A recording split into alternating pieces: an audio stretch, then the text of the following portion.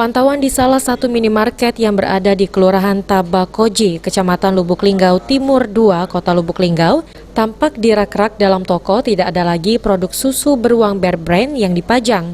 Supervisor minimarket Andesta mengatakan, kosongnya stok susu beruang Bear Brand di pasaran sudah terjadi sejak minggu terakhir.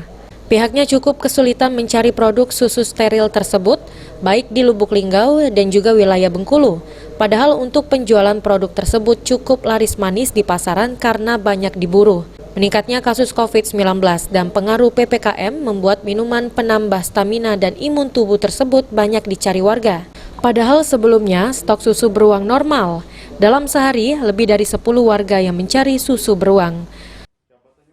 Stok sekarang kehabisan, Mbak. Kita susah order baik dari Linggau maupun dari Bengkulu. Sudah berapa lama? Dalam seminggu inilah kehabisan. Kalau yang nyarinya banyak dong? Nyari banyak. Itu yang sangat banyak yang nyari. Sekarang UC yang 1000 kan? Si 1000 itu ya? Iya. Udah berapa lama itu?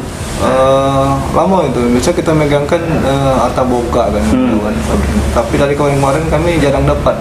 Tidak tahu stoknya atau memang dari pabrik kosong atau memang sudah diborong orang lain. Selain susu beruang, produk minuman bervitamin berupa UC 1000 juga turut sulit didapatkan saat ini. Tri Hajaria, PAL TV.